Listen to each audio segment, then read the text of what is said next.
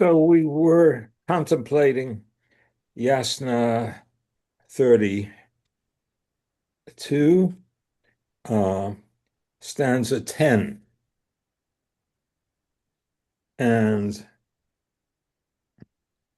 there's this, what, Caleb is coming. Good. Okay. Hi, Caleb.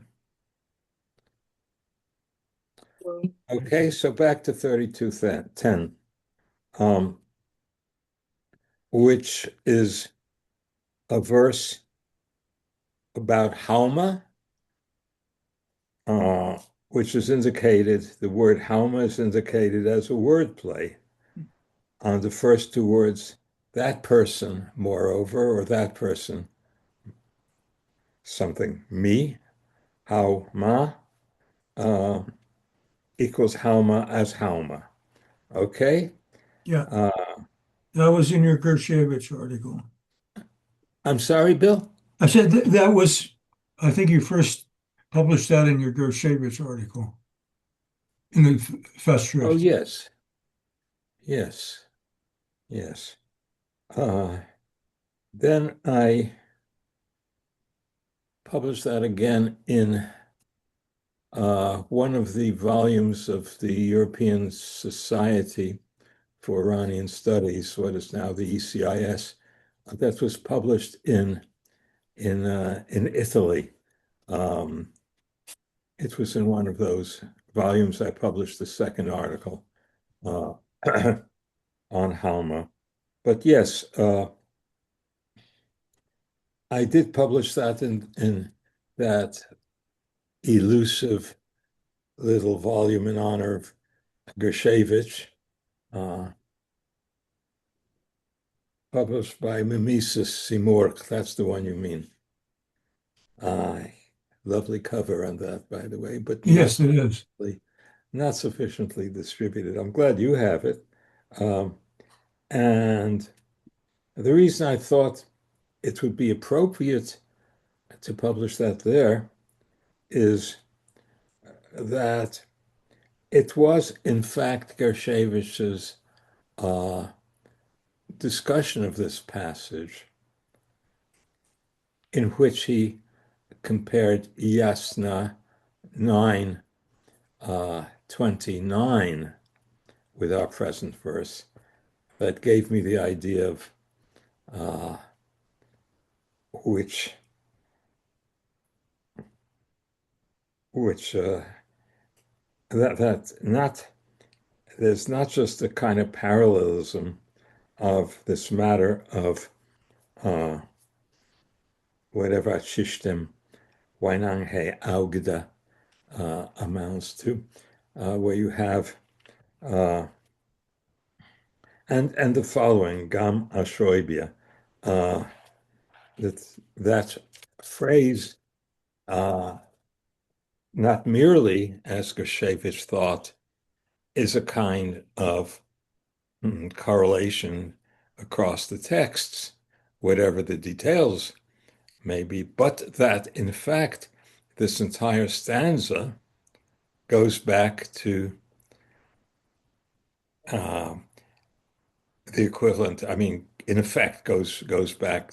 Let's say the prototype of Yasna 9, 29, 30, and 31 all feed into uh, Yasna 32, 10.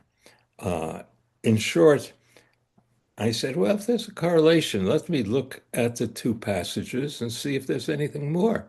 And bingo.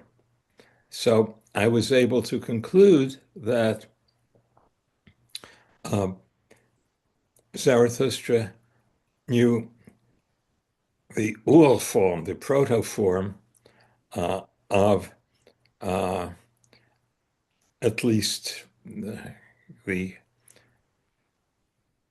poem which we now think of as Yasna 9. And I went on to look at Yasna 10 and had reason to think that he probably knew that too.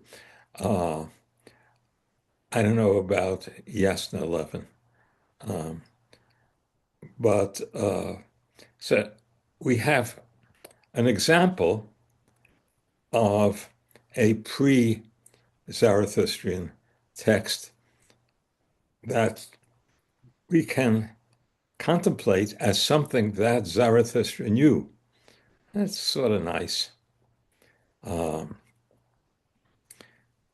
whether he knew the original form of, um, say, some of the Mithraisht or uh, the Farwahiyasht, uh, and so forth. I don't know. I think it's not unlikely, but Well, Martin, I think one thing you can assume is that if not he, but there were other poets around and inherited uh, all sorts of verses, just like the Rig Veda, uh, regarding Homa. mhm. So it must have been a common um, source of, You mean there were competing Halma poems? yeah. Maybe. There must have been.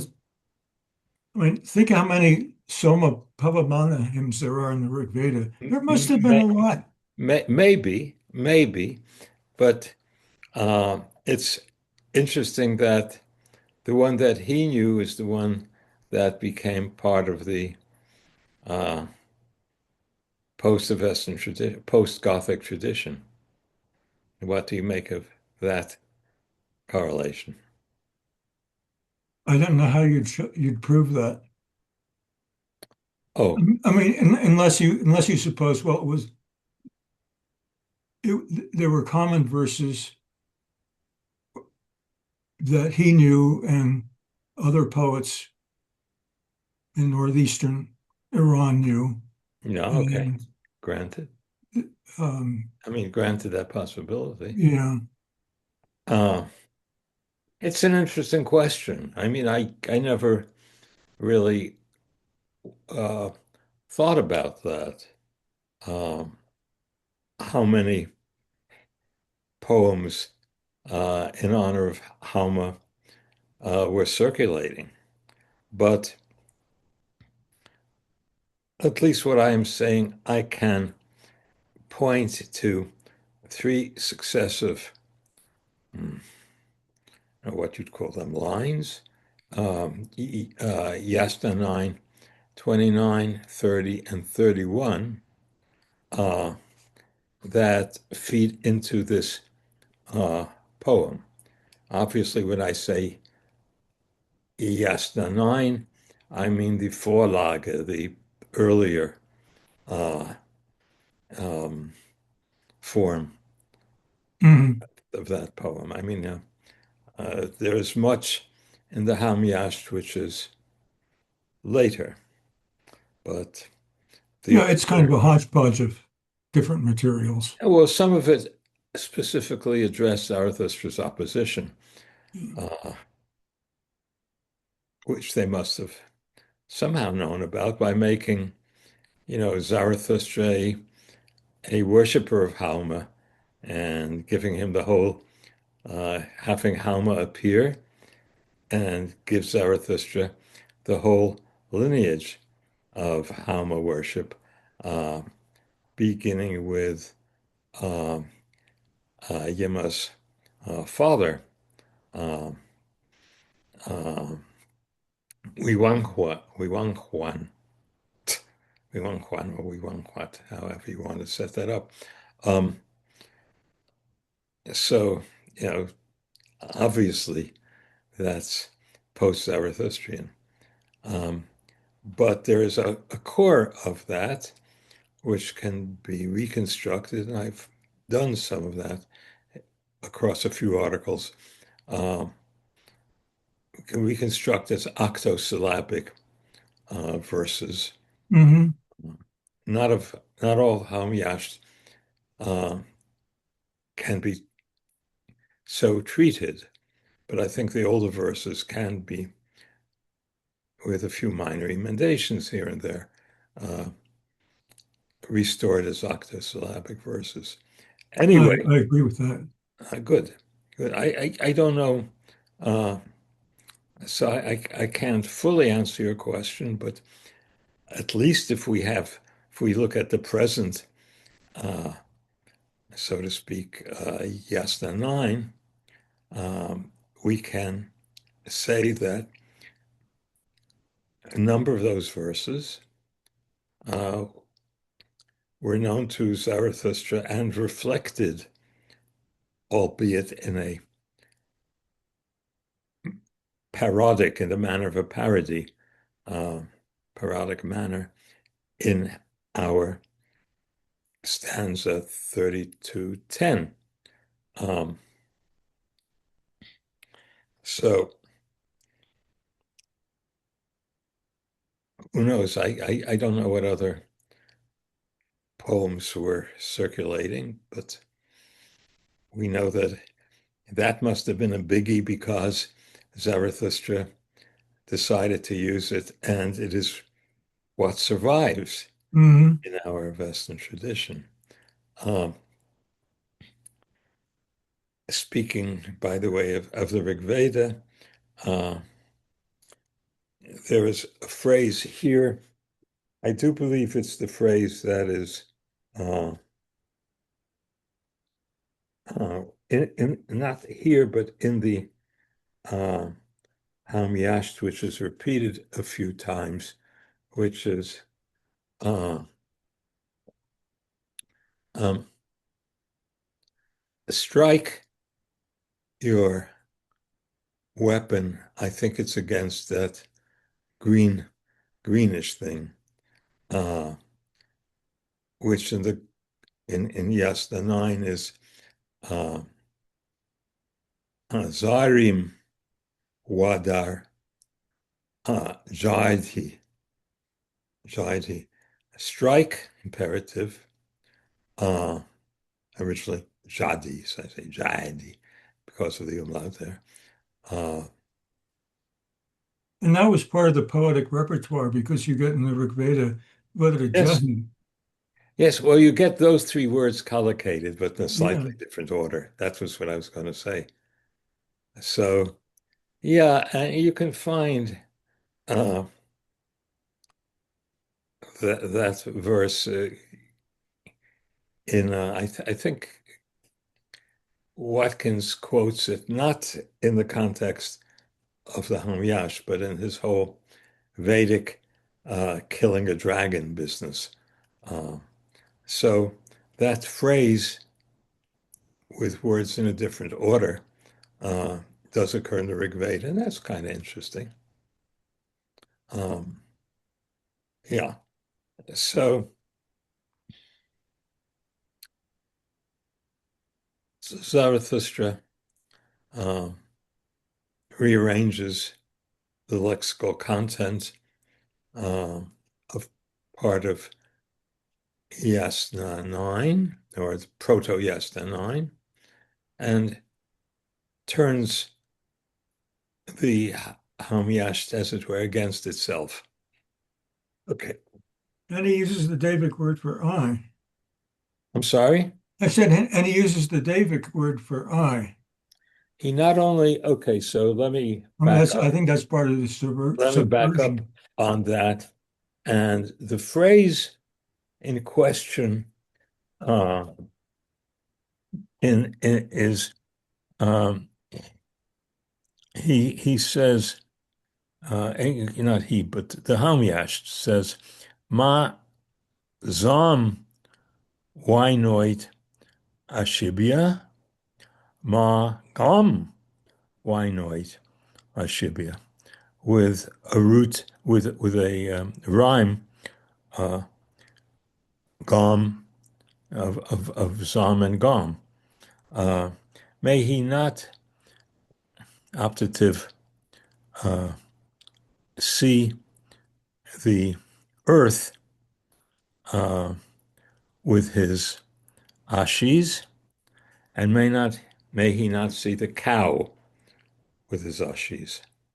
Uh, Zarathustra takes out the earth and puts in the sun Mm. instead in his send up of this uh, verse. And that word ashibya, uh, indeed, ashi there is the pejorative word for eyes, as you say. Uh, and so it's nice to know that this word was already Daiwic before Zarathustra.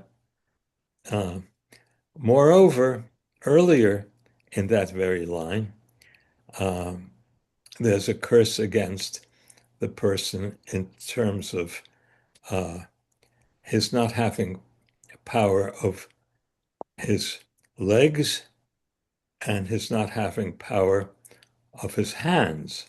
And there you have two other Daiwic words, namely zbaratha from the root zbar, earlier zwar, to twist.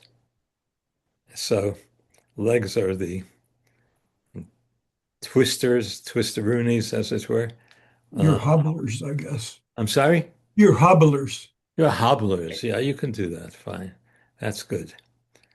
And for hand, he uses the word gawa, uh, which, as a young Avestan form, could be from earlier gaba, as in the Old Indic word gabhasti for hand or arm. Hmm. Gabhasti with an aspirate B. So taking that sti as a suffix pertaining to hands that you see, for example, in our word fist, which in German Faust and so forth, which goes back to Punksti from the root for five.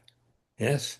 Hmm. Uh, and It's like Henning's finding that ashta, the dual is your hand with is the reason it's a dual is your two hands with the four knuckles.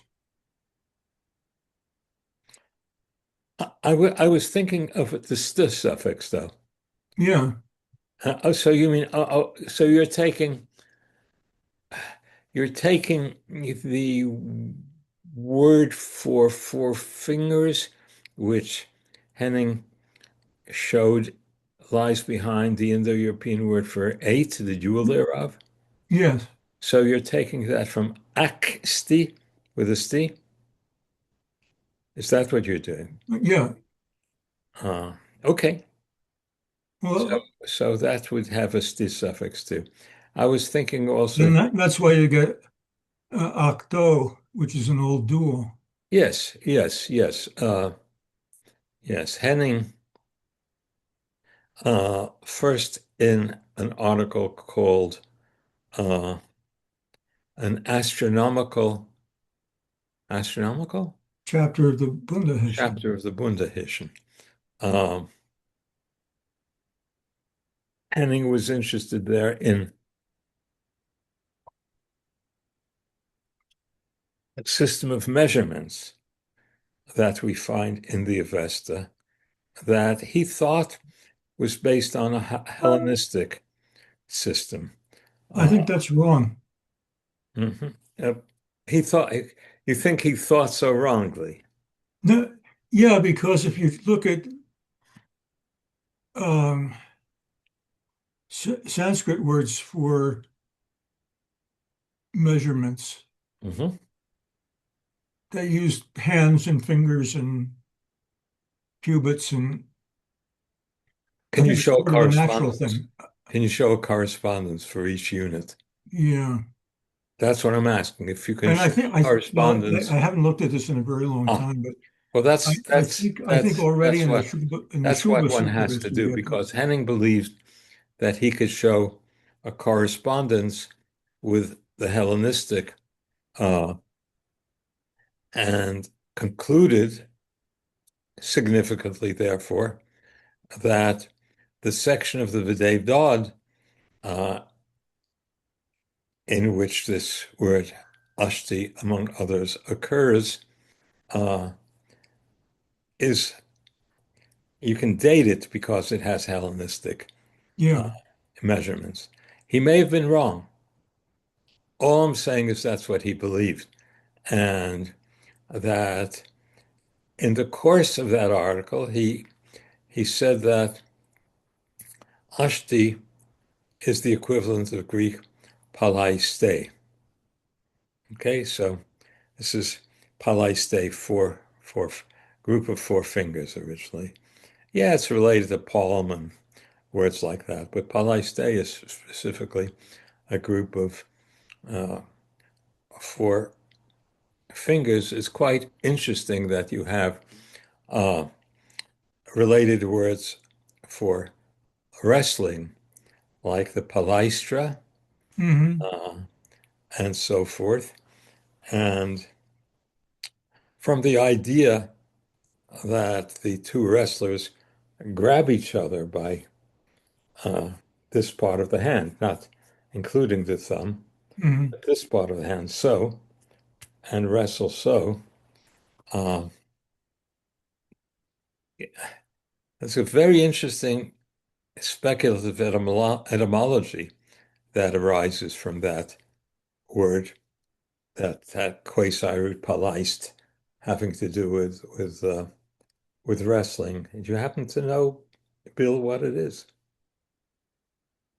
No. Uh, there's speculation that the uh, name uh, Palestine, which first turns up in Herodotus as Palestine, Hmm. Palestine, uh, that is a calc of the Hebrew word Israel, which is explained within the Bible as in terms of wrestling with uh, some kind of supernatural figure, the El being Hmm. apparently an angel, um, so that Jacob uh, wrestled with an angel, or in modern uh, Jewish circles of exegesis, wrestled with God. Um, so I, Yeah, it's ambiguous because this angel shows up, but then later the etymology of the term, or I'm sorry, I didn't hear you. the first of all, this angel shows up and they wrestle and he breaks his hip, and then but then there's a folk etymology Of Yaakov, of Yisrael. of Israel. You fought with God, and Yeah. yeah, Yeah, well, the whole story may come about as a folk etymology. Yeah. But isn't the term related to the Philistine, the Philistines? Yes, that's Like a good question. yeah. So, that's like how it's standardly understood, right? yes, correct. However, it is certainly Palestine would certainly that Palest part vis-a-vis the Philistines differs from the form, the quite reasonable to me form that we have in the Septuagint, which is written with the Greek letter phi, uh, from which we get the word Philistine. So, if you wish to pronounce your phi as an aspirate p, uh, uh, Pilistinoi, Mm-hmm. if you like, pronounce it as f, okay, but that is the expected uh, equivalent of Pelishtim in Hebrew. Uh, so Mm-hmm. one can ask oneself, why pa and why lai? The vocalism is rather strange. Uh, and you already have, the Greek form from which we get Philistine. So what's up with this strange Palestine. Um, yes. Uh, Hi, Michael. Apologies. We're discussing this. This is a really crass pun, but we're discussing the Palestinian situation. Crass because it's very sad and people are dying, but never mind. Um, the etymology of Palestine uh, went into digression about that. Uh, the digression went that way, went this way. Uh, we started with a one of a number of Daiwic terms for body parts uh, that we find in the Hamiasht, uh, namely ashi for eye, a word which you know survives in the Kafir languages, uh, Akshi in Sanskrit, yeah. But you also have Isbaratha for leg and Gawa uh, for hand. Uh, and I said that Gawa probably is from earlier, Gaba, uh, as you find in Sanskrit, Gabhasti. That got Yeah, people to remark on the word Ashti, uh, which means a group of four fingers, like the Greek palaiste. Uh, this was part of Henning's idea that the Vidavdod measurements from fingers to cubit, those measurements um, were based on a Hellenistic system. Uh, we'll have to get back to that in a moment, but that led me, since we were waiting for you, and taking it easy, into uh, this etymology of Palestine, of Palestine, which occurs in Herodotus, whose description of that area, I mean, geographically, matches Palestine fairly well. And so someone came up with the idea that Palestine is not from from the word Philistine, which it shouldn't be. Philistine, Pilistinoi, should be, the expected equivalent of Hebrew Pilishtim, Pileshet or whatever, Pilishtim. Um, and rather, Palestine is uh, a calc equivalent of the traditional explanation of Yisrael as wrestling with some divine or mm, supernatural being, as we have. So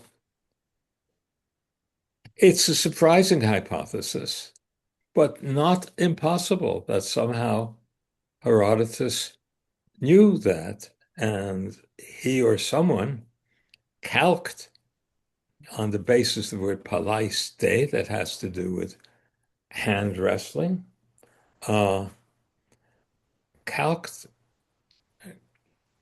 this Israel as Palestine.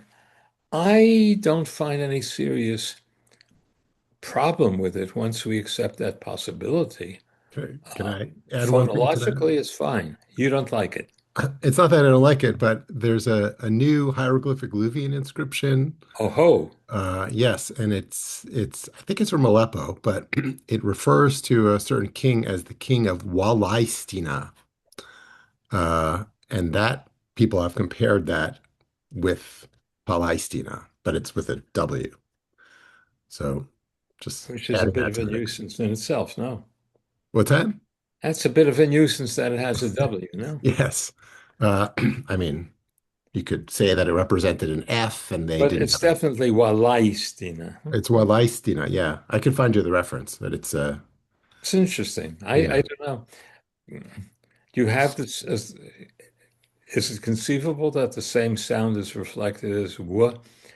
Uh, I mean, sometimes you find, there's this claim that haddock has an F, and that sometimes Uh, it's represented as a P and sometimes it's a W. I don't know if that would play into this, but it's a very interesting problem, all that, in that we're not quite sure what the who the Philistines were, uh, ethnically, as it were, right? I mean, were they some kind of Greeks, some kind of people like the Mycenaeans, or were they, I don't know, who were they? I mean, our evidence, I think, is rather slim. I don't know if you have any thoughts on that, but okay, well, um, I have a question about Gabusti. It's kind of related to this. So, if you'll permit me to ask, right? So, a lot of these words that have something to do with the fists or hands, cupped hands, stuff like that, they have this yeah, another sequence. one, by the way, just let me give a little more of that evidence. Uh, so, the word for fist from penk, punksti, uh, zero grade of the root for five plus sti gives you fist ultimately. Agoste, the Greek agoste, which is arm. Uh, Hmm. if, like a long time ago, Franklin Horowitz did, he took the H of uh, Vedic hasta, Iranian zasta, from palatalization by an initial laryngeal of a G. He related hasta zasta to agoste, laryngeal working itself on the G. So maybe hasta is another st word. Kumste, kumste in Lithuanian, uh, are palaiste, and Bill's uh, ushti, if that's from oksti, uh, um, would be another. Uh, and let me just finish for a second on that uh, Ashti group of four fingers in Avestan in the Vidavdan. Uh, so after Henning wrote this article, uh, Astronomical Chapter in the Bunda Hischen, where, as he says, he was just interested in establishing the realia between the Hellenistic and the late Avestan um, measurement system. He said it occurred to him that in Ushti, a group of four fingers, one had the singular, the long sought singular, of which the Indo-European word for eight, octo, etc., uh, is the dual. Uh, so that's an interesting thing for Indo-European uh, studies. So we have a number of themes here, and I had better stop because I don't know where I am in all that right now. Well, yeah, I mean, I guess what I So you wanted were asking about yeah, I was Gathas. asking about Gabusti, Yes. it's a very interesting issue because we've got, say, a similar suffixal sequence that, gets repeated in a certain lexical semantic domain, namely arm, hand, that sort of business, right? So that's one item. The second item is about Wait, could you run that by us again? well, so there's a certain suffixal sequence that that gets repeated in a certain lexical semantic domain. And that's an interesting phenomenon in itself. I mean, we can What parallel are we that. talking about? That st suffix or Yeah, what? that's st well, yeah, that suffixal sequence. I Oh, mean, I see what the you mean. st or So it's a st kind and of that it's business, right? it's could be regarded as, yeah, I mean, what if it's a morpheme? Well, yeah, I mean, what I'm wondering about is the analysis of something like Gabusti, because first of all, um, I mean, so there was, you mentioned there is the word, for the Divic word for arm is gawa or gubba, right? Probably from a gubba. And what I'm Um, wondering about well, what, yeah, it is in our Homyasht, it is Gawa, yes? Right, yeah. So how do we and you connect it with Gabusti. Gabusti. How do you reconstruct Gabusti? Uh, I use, I take the Indic form as, the basic form from which we proceed.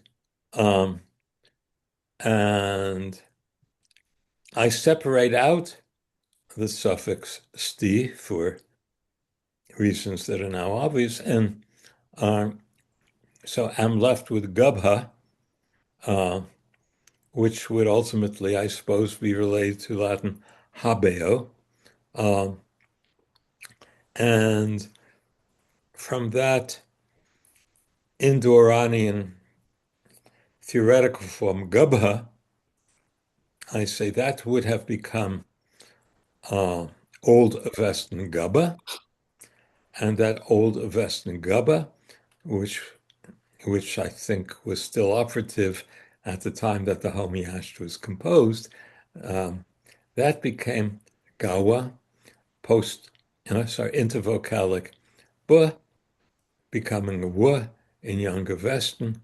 So since our present form of the Homiash is a Younger Western text, never mind we could trace it back to something much earlier. Uh, so you have Gawa. One rival etymology would be to relate it to Greek anguie, uh, pro proximate, and one could say at hand, but I don't think there's a hand in anguie. Michael, you probably have something to say about that. No, not particularly. I don't want to Okay, fine. mispractice. Uh, so, so that's what I make of that form, Andrew. Yeah, well, I mean, it seems appropriate to connect it with, habeo in the sense that gob meant to take, right? So it's a taker, a grabber, maybe. Okay. Um, Yeah, yeah, never mind its relation to English give, but go ahead. yeah. Okay. Well, I mean, and then, all right, last question, then we can move on. I'm sorry I have to ask this, but what about the Greek agostos that you mentioned earlier? What is the root of that? Um, The flat of the hand, agostos. right. Um, if you take the root as the ag part, um, you do have a ra stem perhaps from such a root. I mean, the problem is that the root ag that we know means to drive, right? Mm-hmm. A second laryngeal e palatal g means to drive.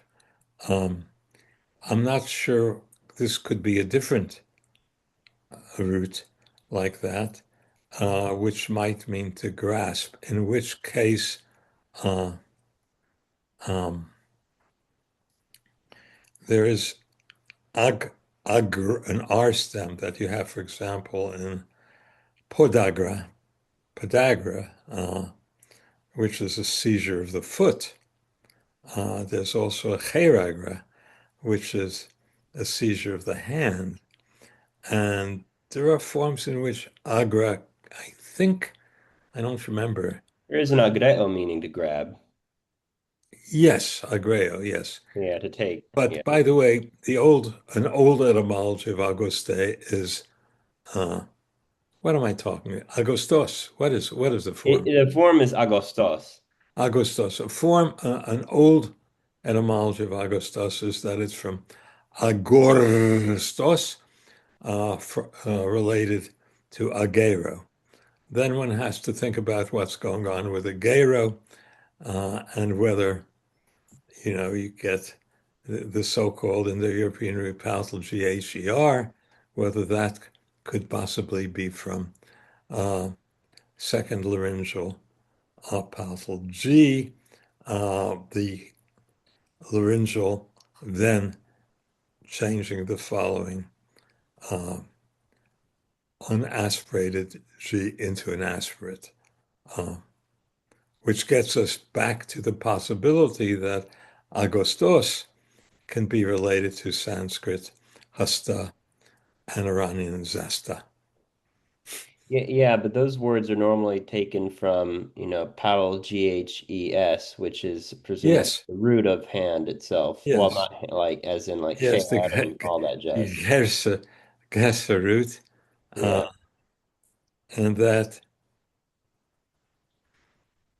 am I right in using begs in this instance? Begs the question.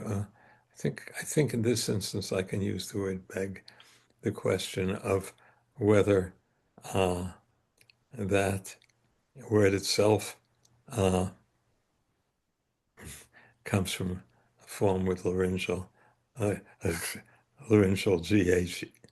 I don't know. That might be a little too much if it's an S stem. It Okay. can't work. I don't Yeah. know. I'm going to back up and stop. Anyway, yeah, sorry, I don't want to detain us anymore. Let's move on to Avest, and my apologies. Okay. In this these final verses of Yasna 9, another uh, pejorative body part word is the word for pejorative for head, which is uh, kamurtha, K-A-M schwa R schwa delta kamurtha. Uh, mm, which has the pejorative prefix ka. correct.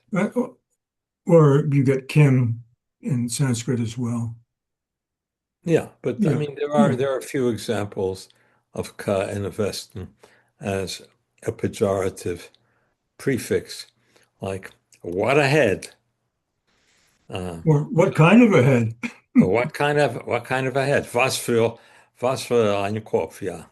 Um, what kind of head? Um, and that what kinda gives you ka, the interrogative, as a pejorative prefix. And as you were going to tell us, Bill, the murda part is what? The what? Oh, if it's kamurda, so what is the You, murda? oh, it's murdan in Sanskrit. Murdhan, yes, with Yeah. a long But, U. Yes, uh, I can't. yes, Yeah, it Yeah, has a yeah, long U it because has a there's a long U. laryngeal, and that And U it's is. supposed to be related, as Andrew will tell us, to melathron. Well, I I'm actually sorry, I wasn't. thought you were going to tell I us. was I was actually Who am thinking I? I'm a of bad prophet. What? there's actually an old English word, I think molda, which means head, right? Could But be. Michael, what is it? You're muted. Yeah, there's also a Tocharian uh, cognate to this word as well. So what is the melch part of it? I mean, there's a laryngeal What, after excuse me. What? Oh, yes, there is. There is. there's a There is. There laryngeal is a after the Tocharian. L. There is a Tocharian. Tocharian is. Well, go ahead. Yeah, yeah. It's a laryngeal. There, yeah, So there's a it's. I there's a mean, the underlying form here would be M mm-hmm. L laryngeal D. So so the obvious question is, so what happened to the laryngeal? Because ordinarily you would expect kamarda. And in fact, in Middle Persian, the pejorative word for head is kamal with a long A, as though it is from kamarda. And I think some of the Pamir languages also show that full grade form. Uh, so um, so there's a question about the disappearance of the laryngeal. Is it because it's in a compound? Because I think we can, in compounds, get disappearance of laryngeal. Or is there some phonological rule that you're interested in, Andrew, that will explain it? Well, I'm wondering Or Caleb, about. one of you guys. Huh? I, Kintera has an answer for this. I just don't remember what article it is, but he was just talking about it on Friday, where he was looking at the areas where uh, syllabic R laryngeal would become, AR versus ERE. I think his answer here was something was with a labial and then a consonant afterwards, or in between two consonants, something like that. I should have taken better notes, but that's what I have here. So, and apparently, I guess he had was able to find a whole system on where the laryngeal or the lingual after a syllabic R, how that would appear in Avestan. You, So one has to ask what's up with the forms that Oh, seem to and reflect a full you have grade. his book. yeah. I think I can quote it. Yeah. So I was. It's. I think. Correct me if I'm wrong, but it's on page 155. So. Okay. Um, when the resonant R is accentuated or when the context is not labial, the result is the same as before a vowel, that is R. For example, as in Avestan Tarawa. Okay. On the other hand, when the resonant is atonic and there is a labial context, that is after a labial consonant, or when there is a w in the following syllable, then the laryngeal disappears without a trace. For example, as in Avestan Purana, full from pul no. Oh Uh, yes, that was what interested right, us. right. Yeah, and then Purna, okay, and Urdhva, vertical upright from Urdhva, and then Vedic Urdhva, and then Kamurdha, okay, so it's a labial thing, okay. The treatment of this group after wa should be mentioned separately, which is as follows. Okay, anyway, I mean, I think it's the labiality that is resulting in the like it's not accented, and there's a preceding labial that is responsible for the fact that it doesn't come out like, dirga. I mean daraga. So why do you have Kamal in Middle Persian and Kamalga, I think it is in Kamalka, something like that. One has to look at the Pamir languages. But I think the Pamir languages also have the full grade form. What's up with that? I want to know. Well, yeah, I mean, the language inherits different, I'm sorry? I mean they inherit, I guess, different variants, one with a full grade, one with a zero grade. I was just curious, actually, if you'll permit me to ask, uh, about the ultimate etymology of the murda element. I mean, murdan, right? It's an end stem. It's okay. But in Old English, you have molda, right? And you have that Tocharian word. I don't know that No. Tocharian word, but Actually, there's no Tocharian word. I take it back. There's a okay, false etymology, but there is Greek blothros, which is compared. which is like lofty or something, Yeah, right? lofty. Yeah, Okay, well, so it seems like, you know.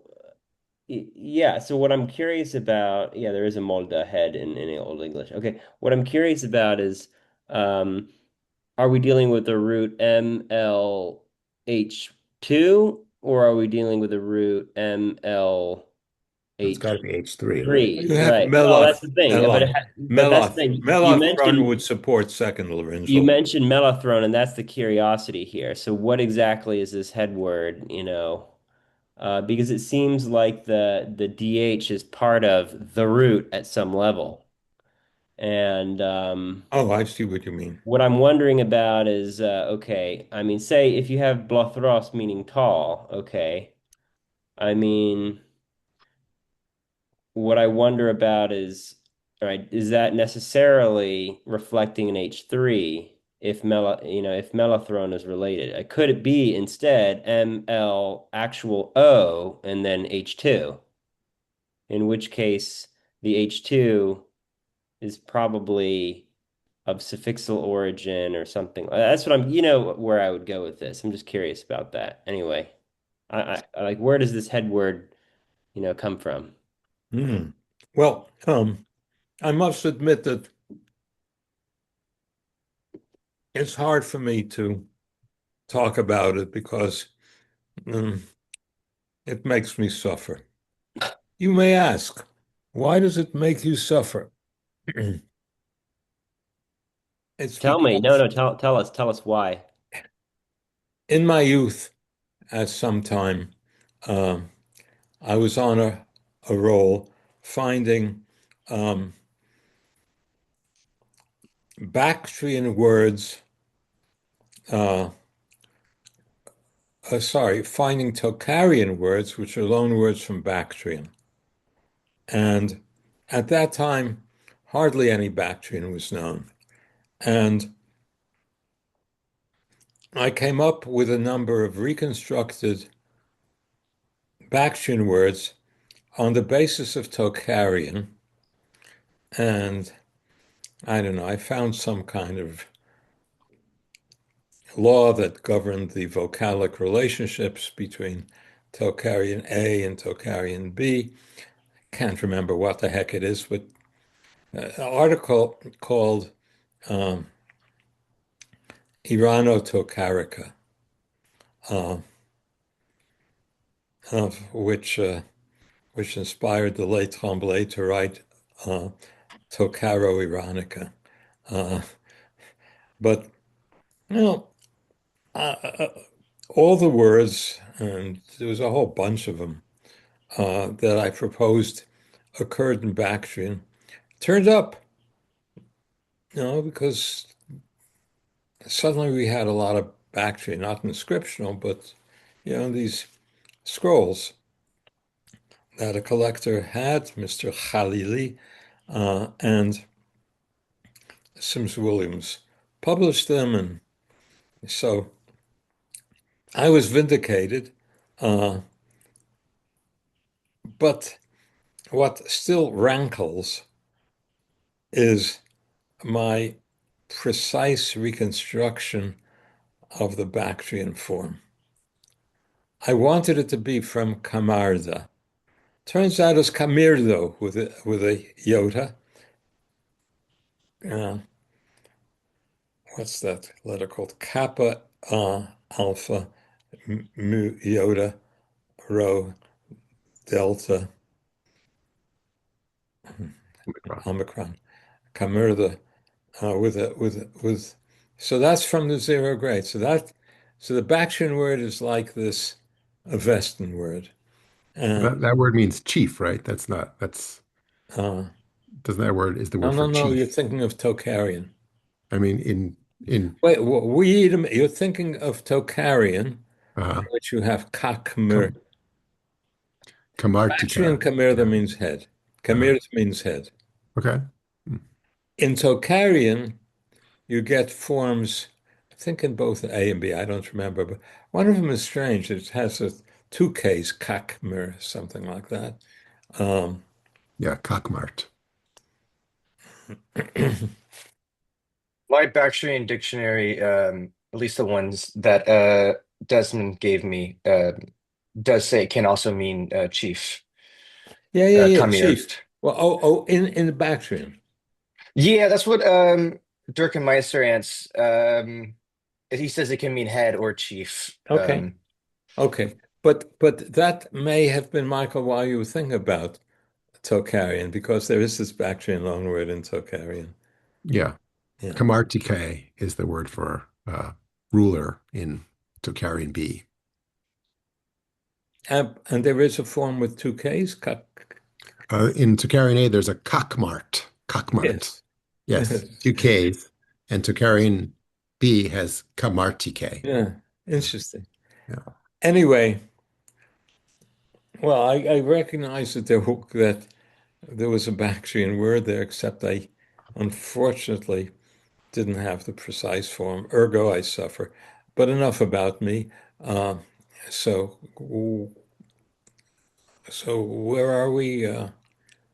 Anyone want to say anything? Continue a discussion? Well, Mm, we got as far Well, as we've got as far as Ashibia. okay. Uh, okay. So the with regard to uh, the uh, source of this, so the um, Proto-Halmyest would have had Mazam Wainoit uh, Ashibia and Magam Wainoit Ashibia, and there's our there's our Ashibia in our text here, um, and um, except here it is Gam and the sun. uh, instead of the land. Um, and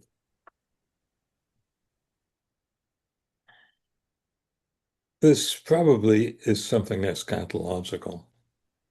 There being some kind of cow in the sky that one sees, and the sun. If we go back to Kuiper's idea of the sun and the rock as something which the gods and the deceased can see. So maybe this is a special sun. Or I don't know, maybe it means to see the sun and the cow in this lifetime. I don't know. Uh, but then there's the question, to return to our text, uh, of the syntax of this, which is a little puzzling.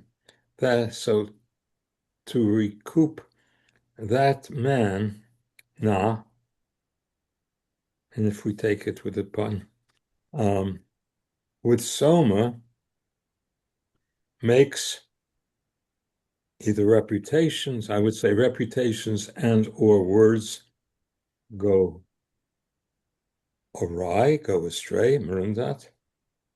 Who, the person who, and then we have to figure out what this Ashishtim, what this is about. There are three possibilities. Let's take the two easiest ones. The person who avers that the who avers the worst thing in order to see the cow and the sun with his evil eyes. Or is it the person who says, who avers that the worst person will see the sun and cow with his eyes? The third possibility is who avers the worst thing in order to see the sun and cow with his eyes. Gershevich noted the three possibilities as intentionally ambiguous, I think. But it could be that such a person who is evil himself says the worst things in order for him to see the sun and cow. Uh, um, and it could be that he says the worst. He says that the worst one, the one who we know in reality is the worst one, to see the sun and cow with his eyes. And if we stop at that one, that possibility, that would be borne out by the yascha dathang dregwato, the dot, which can be translated as either, and who makes the dot the lawful to be awful, as it were, to be the wrongsome ones, dathang dregwato. So he makes according to this person, the people who are really the lawful ones, the evil one makes out to be the wrongful ones. Or he who makes the wrongful ones out to be the rightful ones. So you get a sort of topsy-turvy situation whereby the evil person can say that the one whom we know is really the worst, that he will see the sun and the cow with his eyes. So that second hemistick of line B sort of tells us that, yes, there is an ambiguity, and the ambiguity is is intentional, and you get a world with these evil ones in which the people who are just are called unjust, and the people who are unjust are called just. And I think the topsy-turvy nature of it, and here I'm referring to the etymology of the turvy and the topsy, turvy being turf. He who turns over, or rather,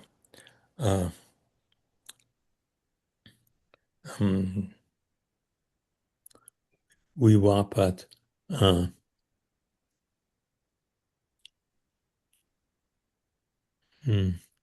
wap is to throw, so throws apart, throws, into chaos. Let's say we being apart. The pastures, overthrows, you might say, the pastures, throws the pastures upside down, if you can conceive of such an imagery. And who, yes, Jawadar Wojdat Ashaune, who would wield weapon, literally lift weapon against the righteous one. And that phraseology comes out of the Hamiasht also, because in the Hamiasht, Halma is asked to beat his weapon, the Wadar, strike with his weapon, the serpent, the Aji. And for the sake of the righteous person, Ashaune, who is about to perish, no Hashem, no. And Voishdat is also in that Hamiasht, in those last verses of the Hamiasht. I should say that the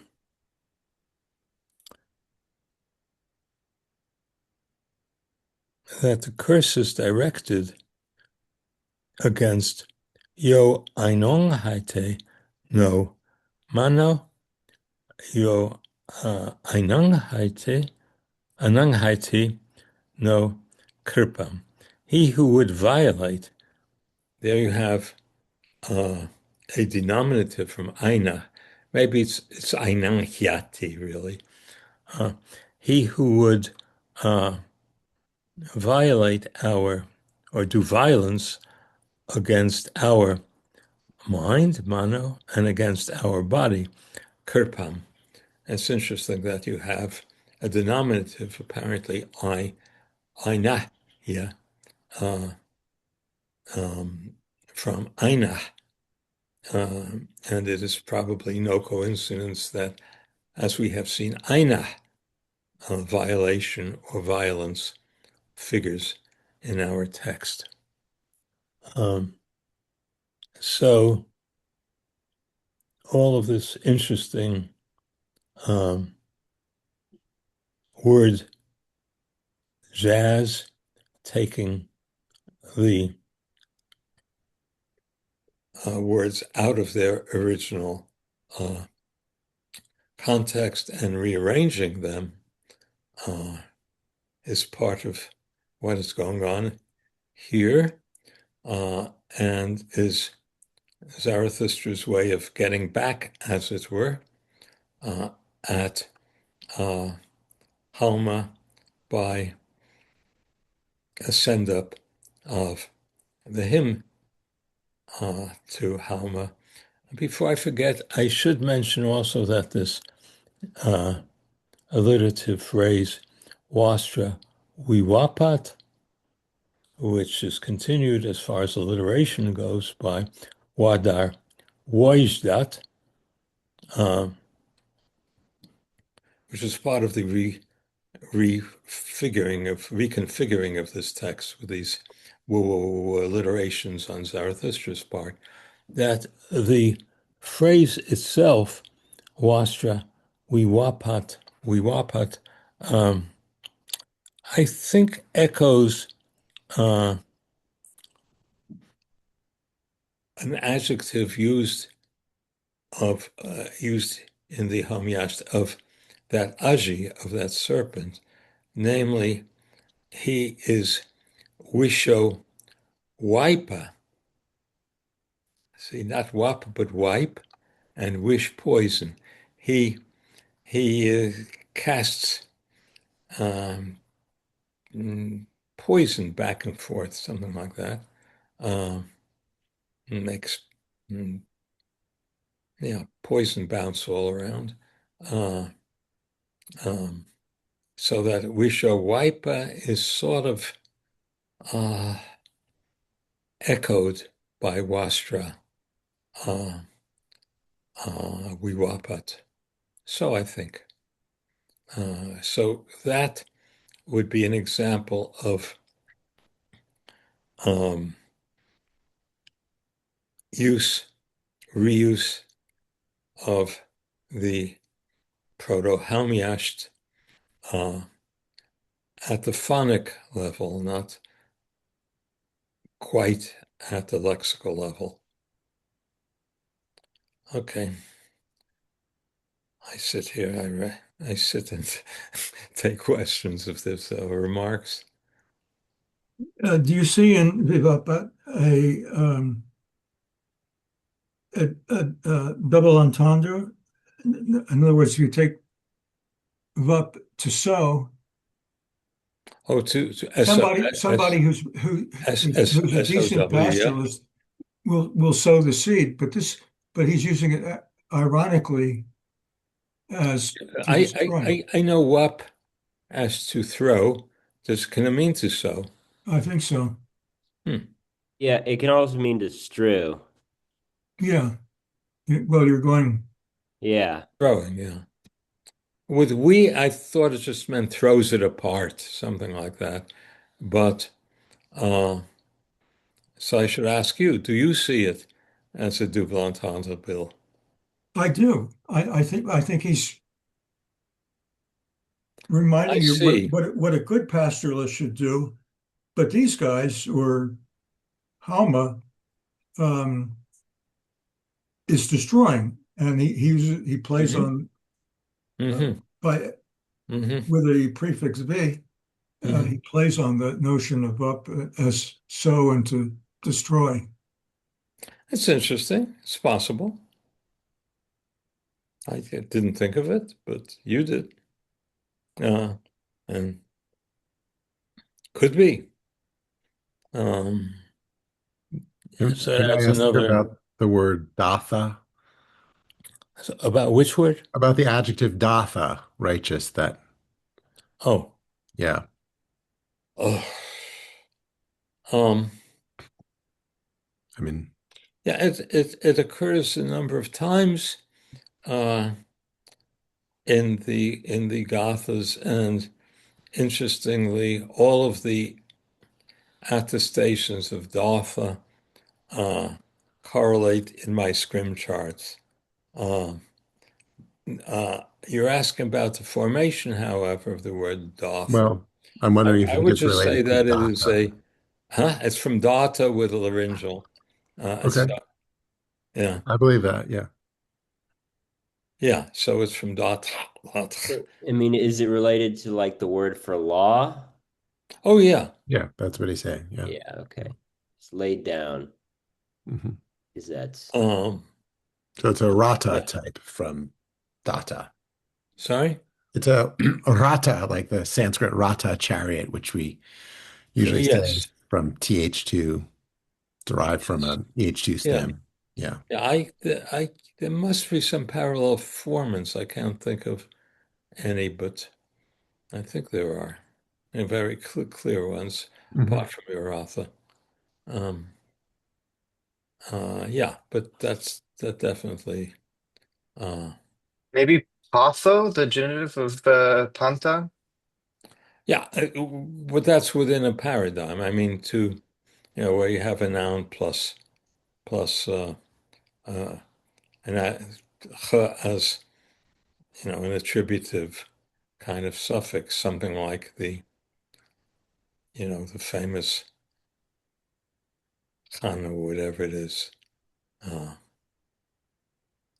I think usually we would say that you have a H2 derivative of the thematic stem and then a thematic derivative of the H2 stem, which triggers a syncope of the vowel between the thematic vowel. That's how. yeah, That's okay. yeah, yeah. Okay. With regard, someone mentioned the path word, yeah? Yeah, Yes. Yeah. of course that is where you have a nice example within a paradigm. Uh, the Avestan nicely preserves the expected forms, nominative pantor, but genitive patho, whereas Old Indic has generalized the aspirated form so that you have the th throughout the paradigm. I think it was Kurowowicz who uh, noted this business of the word for paths showing the laryngeal aspirating the preceding.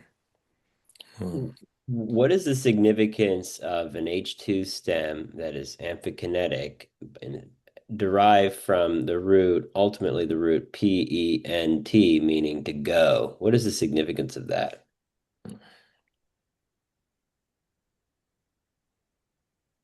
Like the you re tell me. well, I mean, it's just curious that there would be it's an amphikinetic, and it's kind of like the word for earth that's also amphikinetic, and it just seems to reflect kind of an early stratum of material. I just I wonder about, you know, exactly what it means for it to. I mean, because I I've been trained to view, H2 stems as somehow at some point in their history involving derivation from adjectives. And I'm wondering whether there was an adjective associated with the root P-E-N-T to go or travel, and whether such an adjective formed an H2 stem, that's the sort of thing. It's just kind of a hypothesis, or, you know. Yeah, yeah. I don't know the semantics of that of the ultimately underlying verb there. Uh, Well, it's a verbal a root, little but more it complicated might have than merely formed. to go. I mean, I think it means to cross or traverse an Yeah, area yeah. like pons pontis, Uh-huh. right? The word for bridge, Yeah. and Greek pontos referring to the sea. So what? Hmm, travel, traveling across from one point to another. I mean, one should maybe do a little more with the semantics of pen than merely say go, go. Yeah, I know. That's fair enough. Yeah. I mean, it had the And sense to indeed, the traverse. idea of path, you know, to describe a path through space is relevant. No, Uh-huh. Yeah, I mean the that kind of word path. like the word for bridge in Latin, pons pontis, that points to an I stem, and that would point to an O stem adjective. And that O stem adjective looks like it would have been derived from, I mean, conceivably derived from a root noun. It's conceivable at the very least. Um, Yes, although of course, pontos itself in Greek points to a tomos noun. yes, So anyway, I don't want to yes. But detain us but here. note the semantics of Pontos. That's the only thing I'm Let's saying. see. Yeah, no, it's just something you traverse. Yeah. Yeah. Huh. Uh, okay. Uh, so we're done, yes, with this very, very interesting Yasna 3210. Um,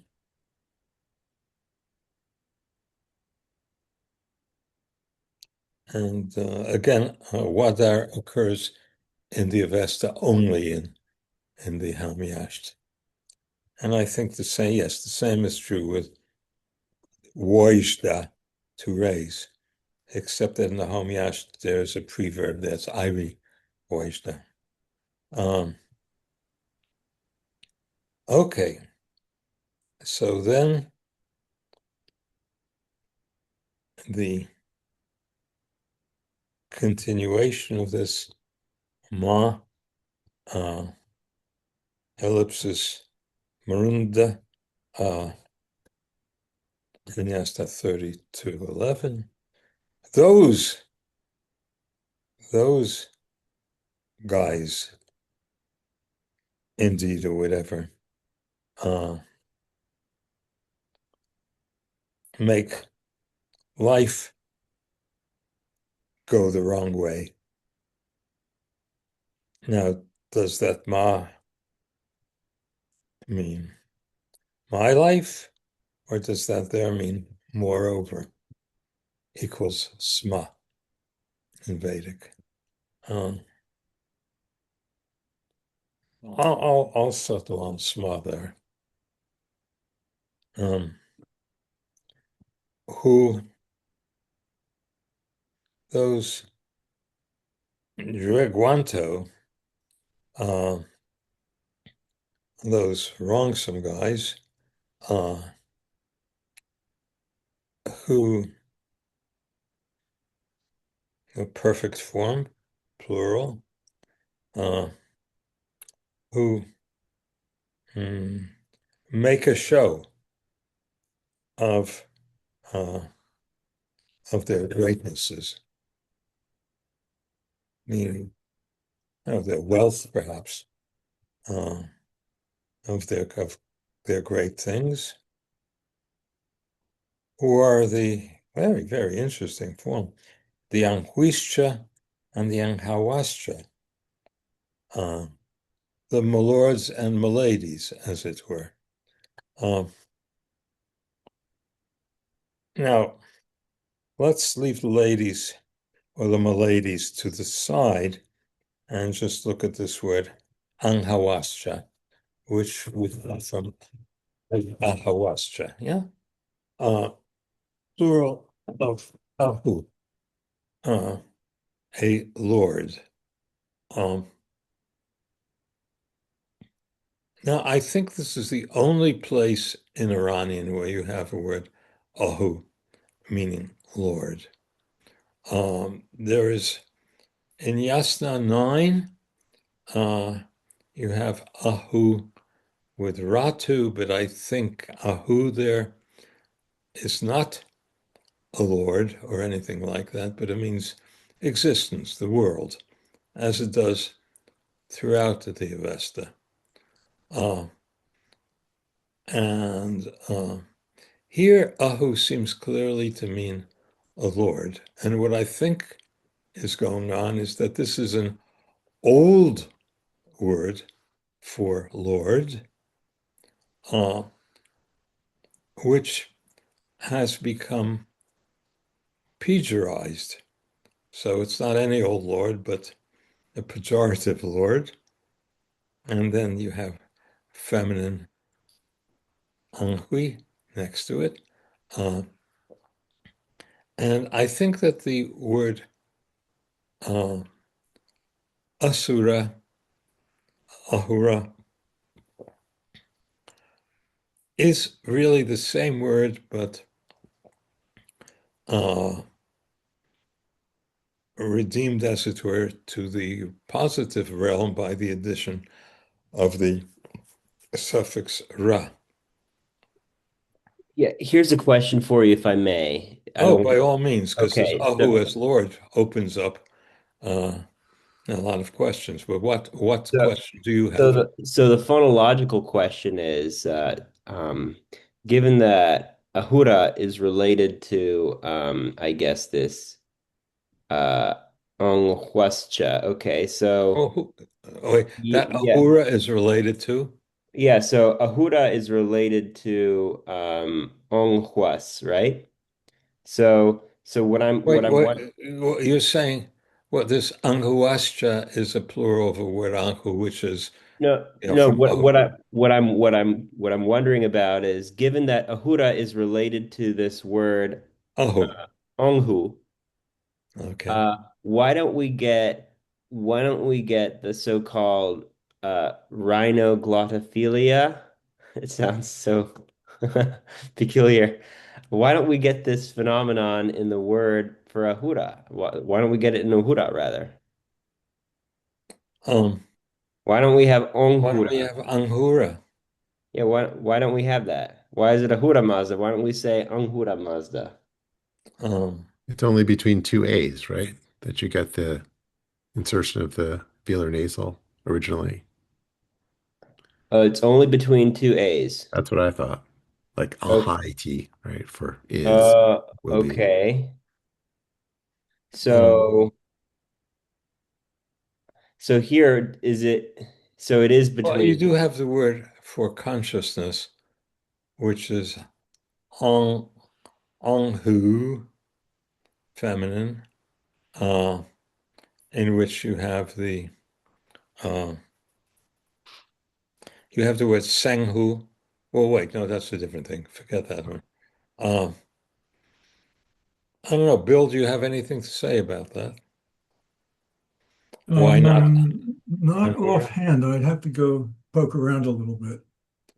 Yeah, one has to review when you get that uh, intrusive agma, when you get that intrusive nasalization, uh, what the rules for that are. Uh, but but I you do Well, have I think, well, Anghur. oh, about the rule, I think that Michael is right. You have two A's. It regularly goes to Unghu. Okay. Yeah. so So so so you would expect from Ahu a plural, Ahawa, which goes to Anghawa. Yeah, okay, we could leave it at that. well so Onghuas, I mean, I'm assuming that reflects Do you have Anghwas? I have Anghawas. yeah, I guess we have yeah, well, okay. Yeah, I So don't have that second A. It's just anhuas. I have just Onghuas in this thing that you sent, Uh-huh. right? My text has an amended Anhu, Anghawas. That's what I'm looking at. Uh-huh. Onghawas. Yeah. Which is, of That course, makes what sense you, for the meter. yeah. Me too. That looks Me like it too. would be Mine a is nominative amended too. plural, right? Right. Anghuas would be the nominative Yes. plural, whereas Yes. Onghuas would be the accusative plural. Right. Yes. Um, That's why it's amended. Yes. okay, yeah. So in any case, all right. So if it's between two A's, okay, that makes it clear. I.e., this form somehow, it presupposes the nominative plural, anghawa, ahawas, right? Yes. Okay, becomes anghawas. Okay. Yes. Second matter is that, okay, well, this looks like a proterokinetic use stem. That is a possessive category of the use stem that meant existence, or that which is or exists or is good, right? Because anyway. So what I'm wondering about is viewing ahura as a kind of parallel derivative of the word for existence, namely it's parallel to this very word, this proto-kinetic use stem, which happens to also mean Lord, i.e., the goodly one. Does that Wait, make sense? wait a minute. Uh, So you have an you, esu. you're going to good now, huh? You're going Well, to that Indo-European first laryngeal ESU thing. S, yeah, yeah. It means good because it means like that which the exists. way it should be, right? From the root S. Well, yeah. I mean, there's like Yeah, yeah, exists yeah. But in relation to someone. Yeah. my question is, your assumption that there is an etymological connection with that word at all. I mean, I thought someone would jump in and ask about uh, Hittite Hashu, and all that stuff. Uh, Lord as in hereditary ruler or something like that. If that is what's going on with Well, we can Hashu discuss. for Hansu and so forth. What? I'd be delighted to hear about that as well. It's just I don't know the Anatolian stuff as well. I know there's a Chasus, which means king, but beyond that, Yes. yeah. Yeah. There's also Latin eros, which I suppose is an old O stem and not a U stem, right, Michael? Yeah. Mhm. So I the word for as Lord, um, this is often taken with a Hittite chasu, uh, and I think the chasu goes back to an earlier chansu.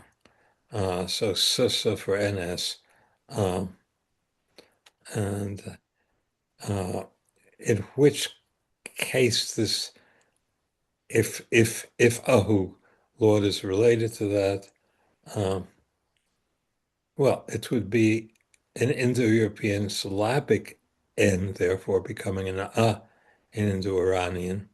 But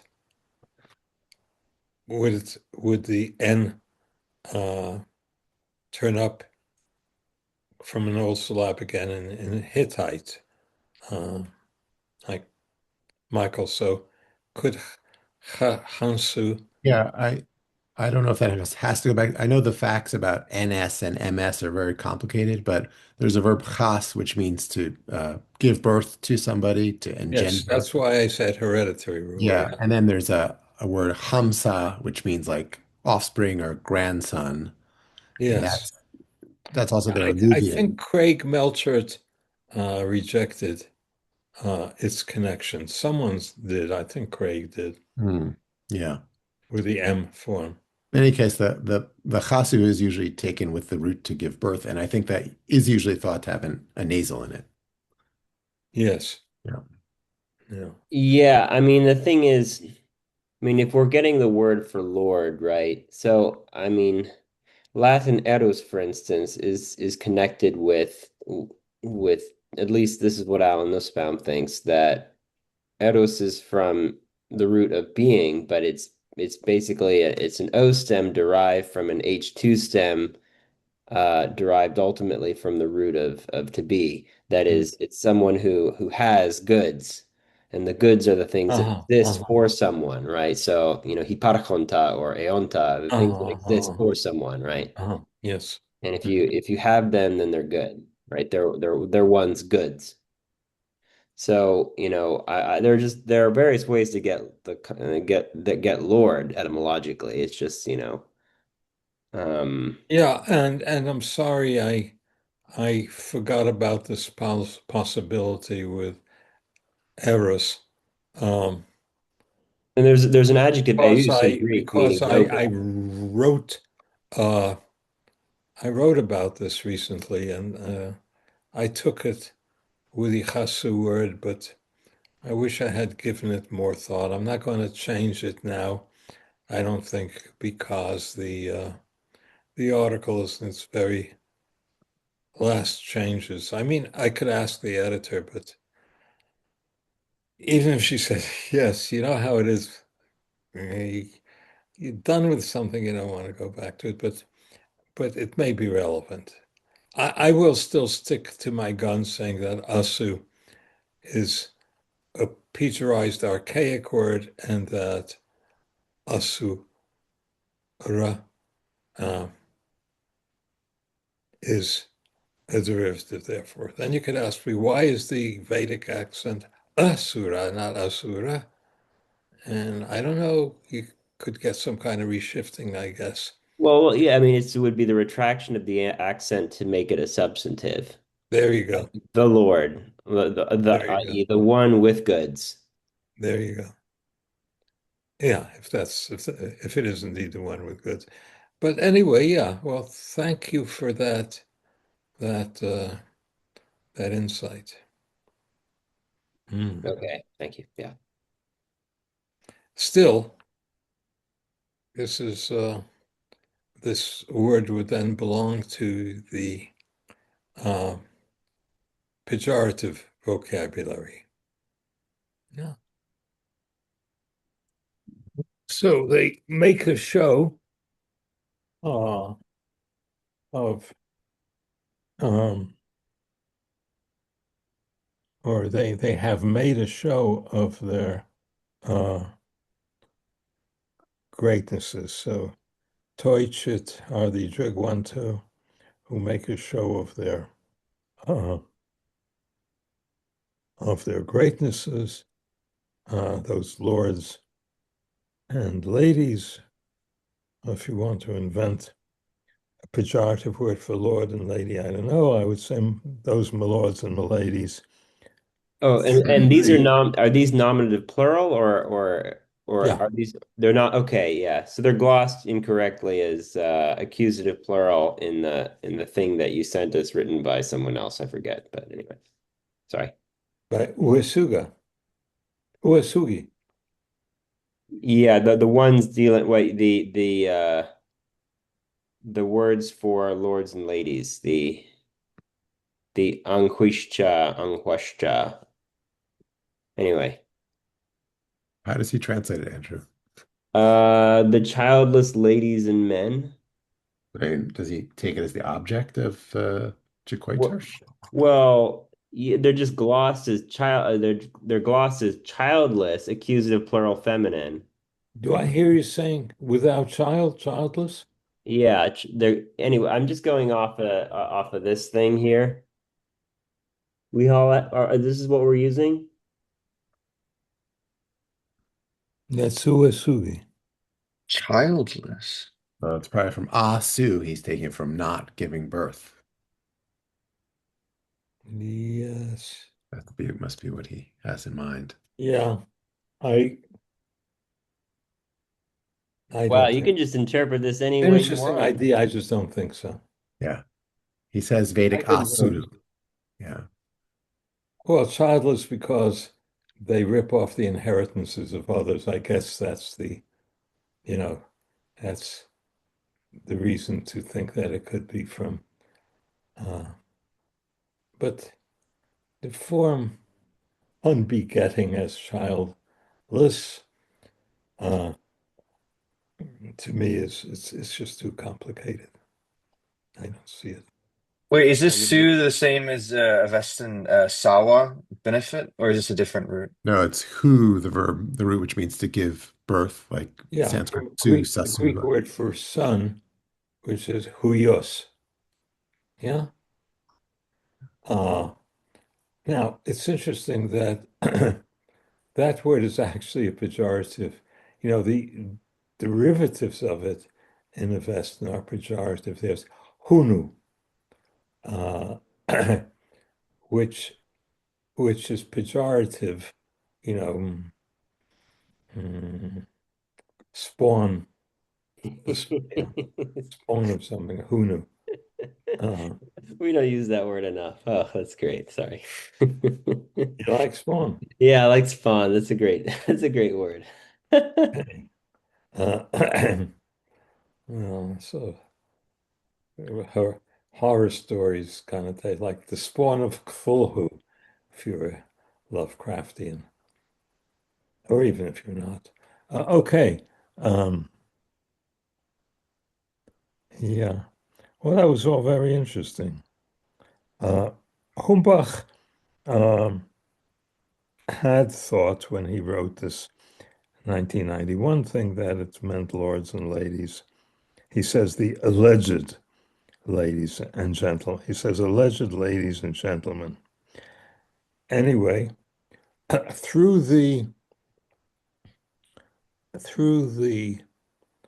ripping off, through the misappropriation uh, of the property, Weidem, of the Reich of inheritance of Reichna. And we saw that up a Yam uh, earlier in 32.9 B. Yeah, so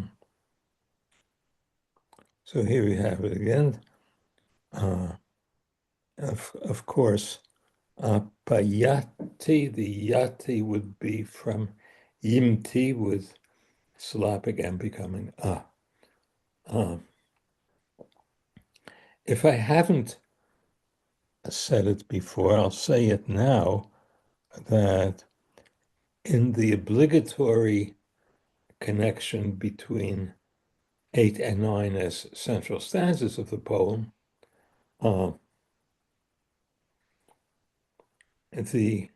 I believe that there is a etymological play, if you wish, a figura etymologica, um, between the name Yama and Yam in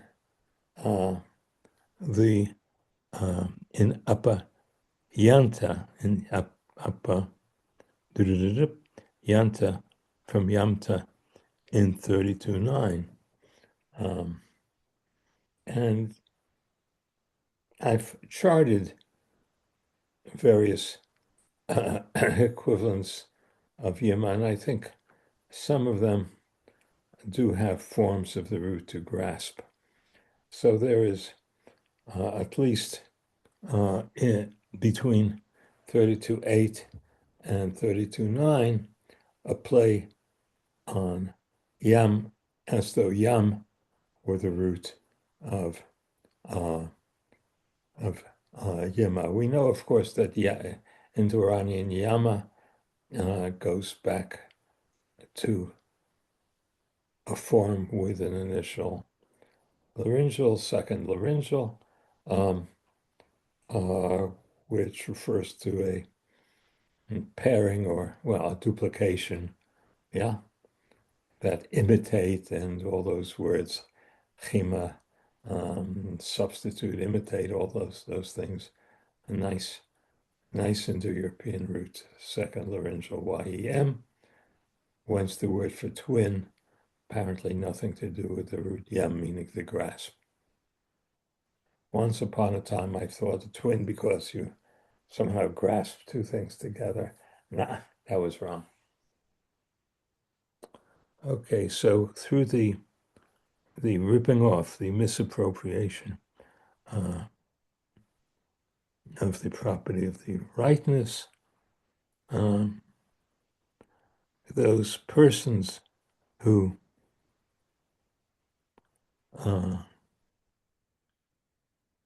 Raroshan, reduplicative form, who would um,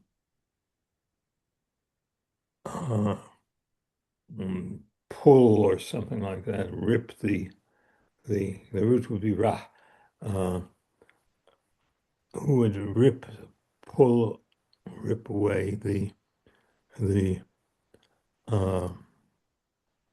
righteous homasta from best mind. Wahishtat, ablative,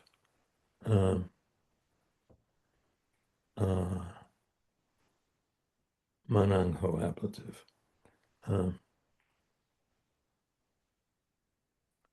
Yeah, there's a variant of this form Rarshan that we'll encounter later on in the text.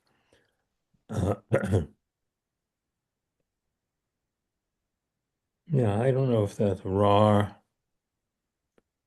if there's a laryngeal that accounts for that. So maybe the root is laryngeal R-E-S. I don't know offhand.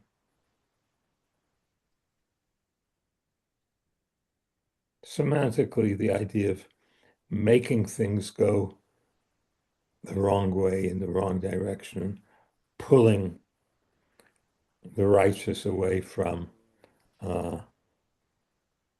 good mind is a vague semantic relationship.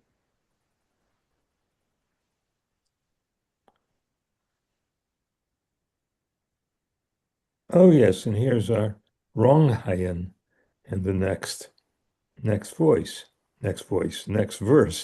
which correlates with that Roshan, uh, that optative form, I guess.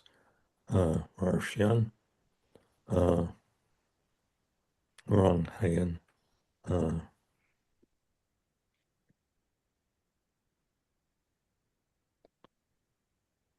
they make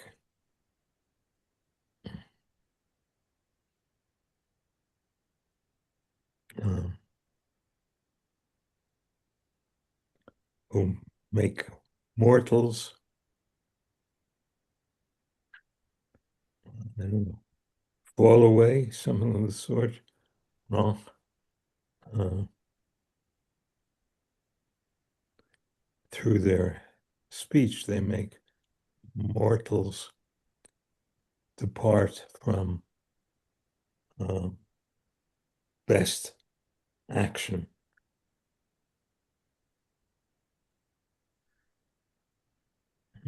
It's the same root, this ras.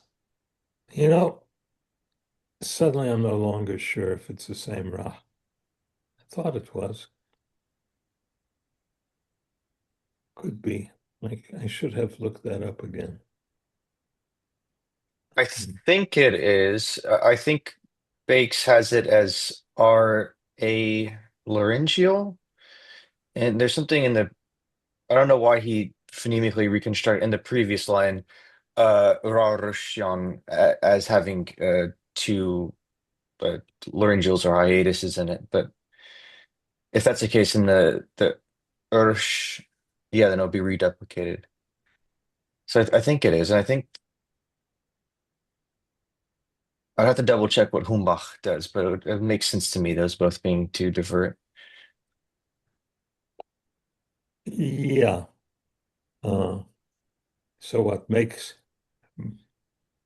them this wrong hand I translate it as like a divert diverse? mortals Okay, from, that's yeah. fine. That's fine. Yeah, I That mean the previous one is an intensive with a ya suffix, right? yeah, apparently. I mean, Yeah, that's a Sanskrit with the category. intensive, so that would account for the all long A. Yeah, yeah. Whereas the other one looks like an iterative causative. Yeah, well, that's fine.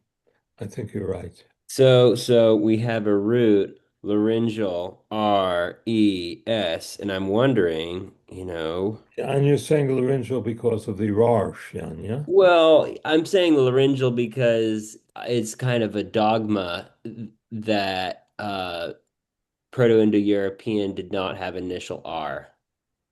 Okay.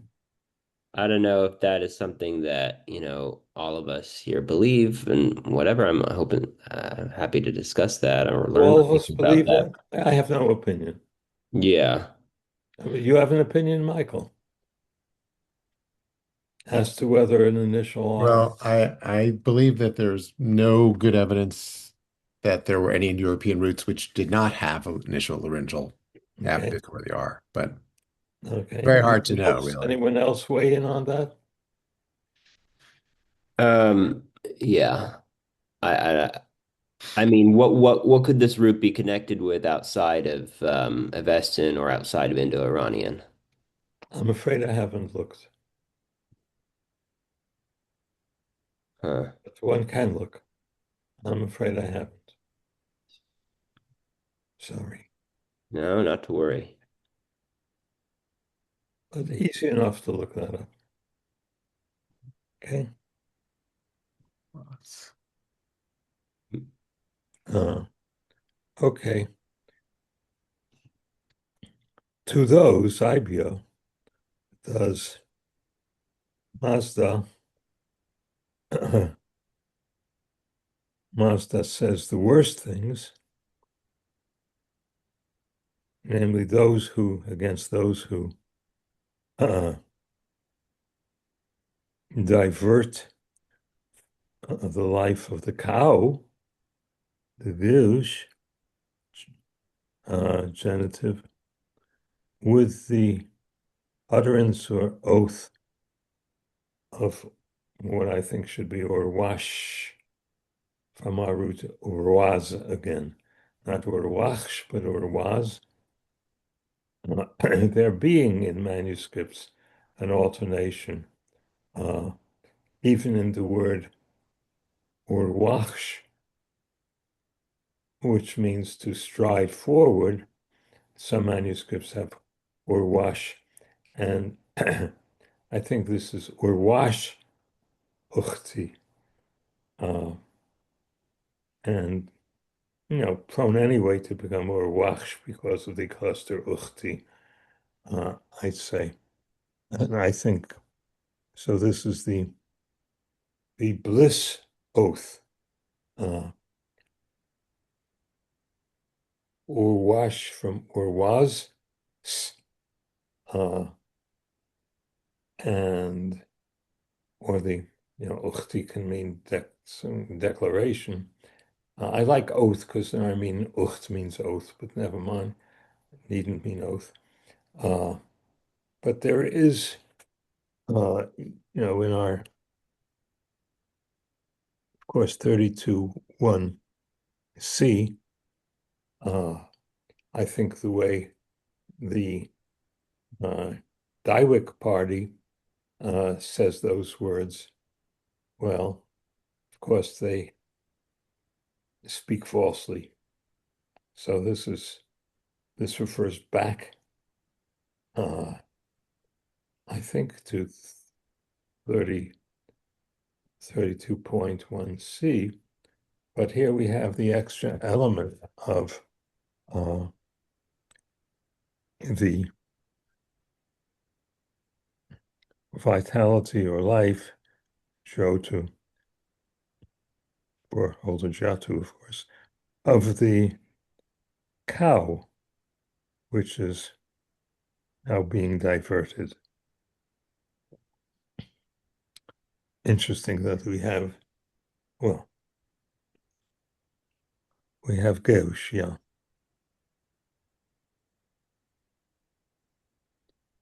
Um,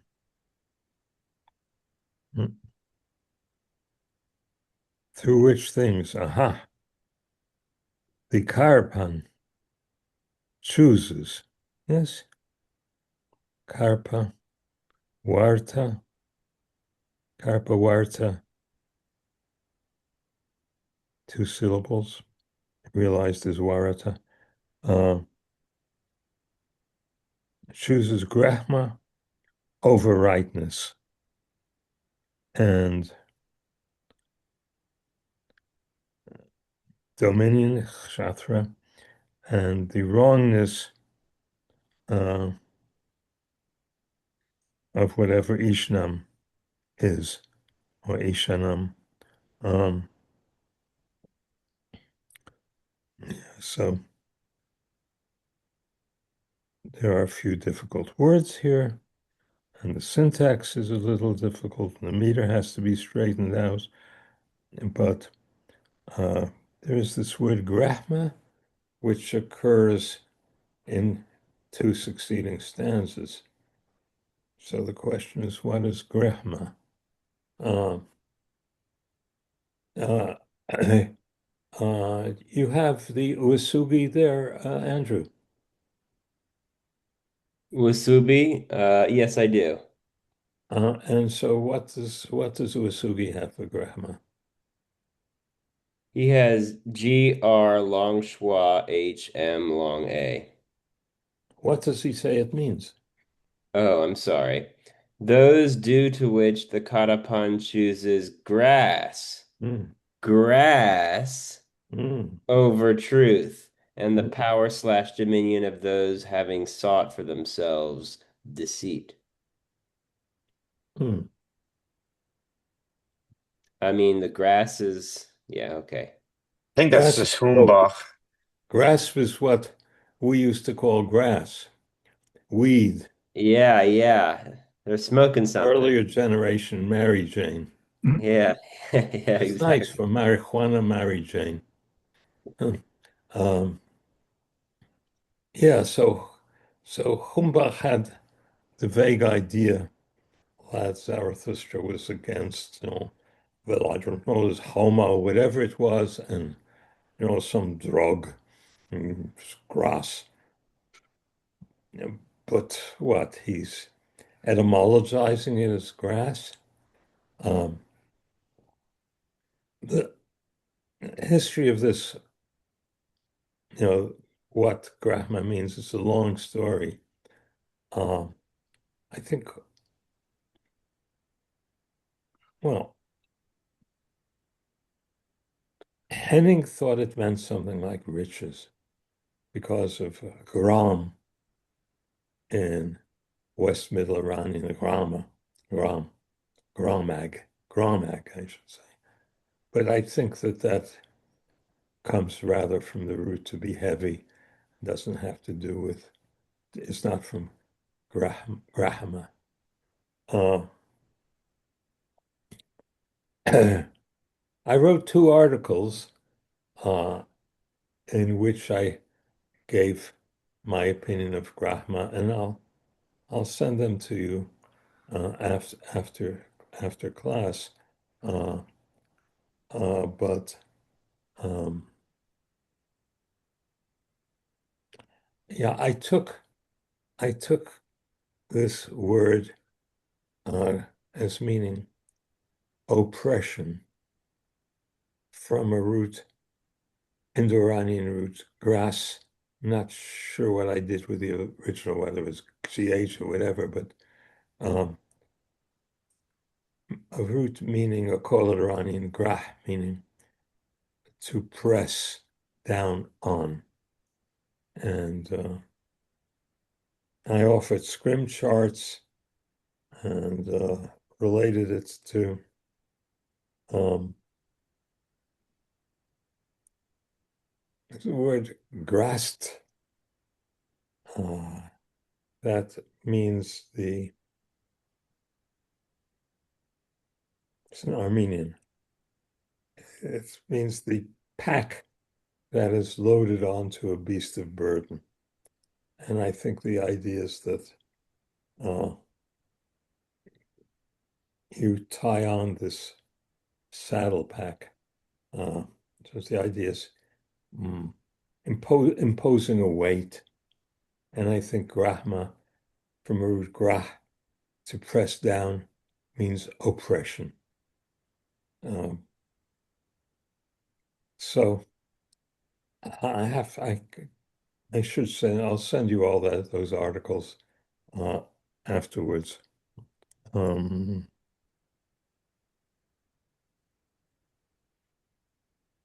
What so, is what is the I guess extra Iranian comparanda for this root gra?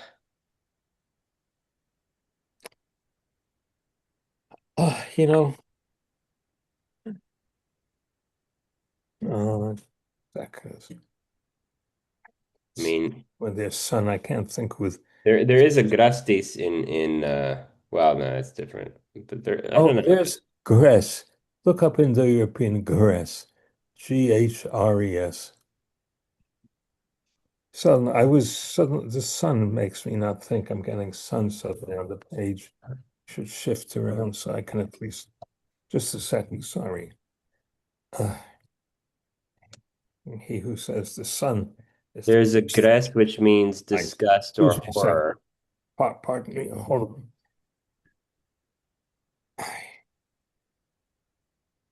and Picorni Just a clause. sec, just a Yeah, sec. oh sure, yeah. Yeah, go ahead. Well, there's a gres that means disgust or horror, vida villa, abscheu, ekel, okay, and he Yeah, actually that says one I think grasma. really means, I think it's from the same root to press. I discussed that, yeah. Yeah, there's a Lithuanian gresiu, which means dronen. What? Which means Dronen, what? which means Drohen. I forget what To German. threaten. Threaten, yeah. To threaten, yeah. Yeah, so Yeah. uh And I think threaten has put pressure on. yeah. Yeah. So I do discuss all of those and you'll see them. Mm, It is definitely that. Okay. Yeah, the okay. Lithuanian does figure here. It's also an Armenian loan word. If it is a no, no, it may be. Yeah, there is an Armenian word. It's not a loan word. But anyway, dronen, and I think it also means there are forms that also, possibly in Baltic, that also mean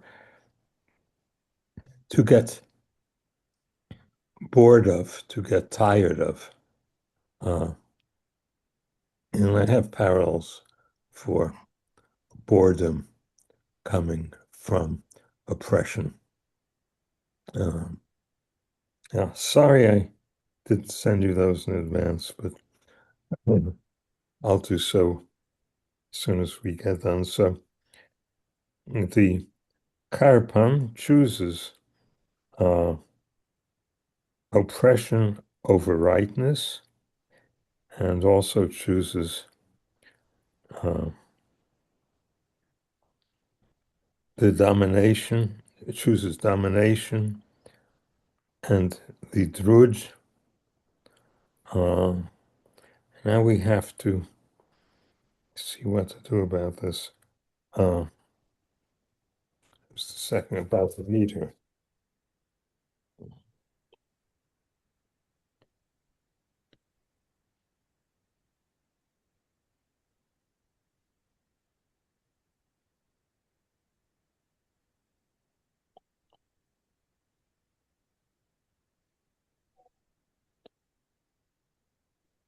How many feet do we have? Karpa, that's clearly two syllables. Kar, I'm sorry, how many syllables do we have in the second foot? Kar, pa, sha, threm, sha. We have an That's extra syllable. um. Because Ishanam, the should count for two syllables. So So what if we chop off the cha of shatremcha? Will that do it? Kar, pa, sha, threm, uh, dru, jem, I ish. think in order to get 9 syllables, you have to reduce you have to have karpa Karpa that's eliminate the clearly cha. two syllables. Hmm? Karpa is clearly two syllables. Yeah. So, and then all you have to do is strike the cha, and then you come out with a regular 9 syllable. Cha, Ishanam, Druja. So if we But chop off the cha of shatremcha, we uh, so ishna'am. I said Ishanam, shouldn't that be Isha Naam for the genitive plural? Yes, Yeah, so ordinary. then that's still an issue. Karpa, Shathram, Isha, Naam, Drujan, that's still 10. Yeah. Yeah. Maybe Um, it's Ishnam. Get rid of the A in Ishnam. yeah, that's a Karpa possibility. Shatram Ishnaam Drujam. That's a possibility. The other possibility is maybe a gloss, any one of the disyllabic words. It's a possibility. Um,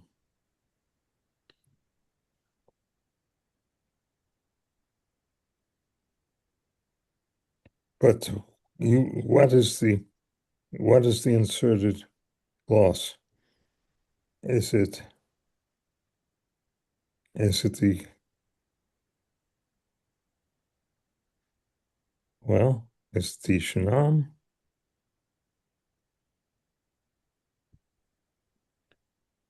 No, Ishan could uh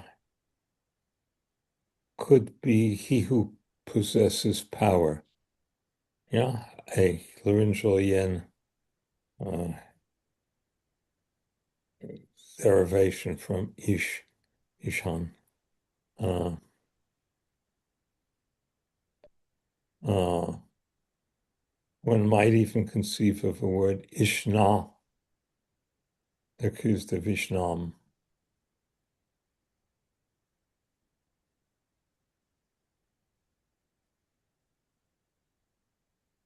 Um,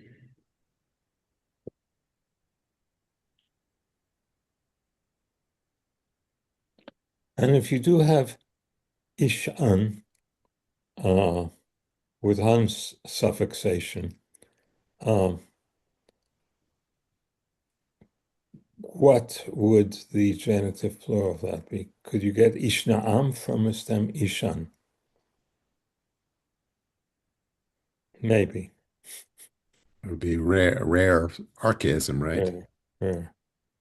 Uh, well, I'm going to brood a little more about that uh, issue. Um, I've got to go now, Marty. So Yeah, I gotta, have to go Yeah, too. yeah, same I thing. think we've done a nice amount of stuff, and we can adjourn. Olga, um, you can close the meeting, please. Okay. it's all right. Okay, All so right. Thank you. okay. I'll see you next week then. Is that At this 1:30 pack time. oh wait, so what 1:30 time, just to confirm, what time do we reconvene next time? 1:30 Pacific time. 1:30 Pacific time. That's the plan. Okay, we'll do that then. Mhm. Bye-bye. All right, peace. Thank you. Okay. Uh, okay, so Bill took off and um so we're I haven't taken off yet, but I'm about to. All right. I will see you guys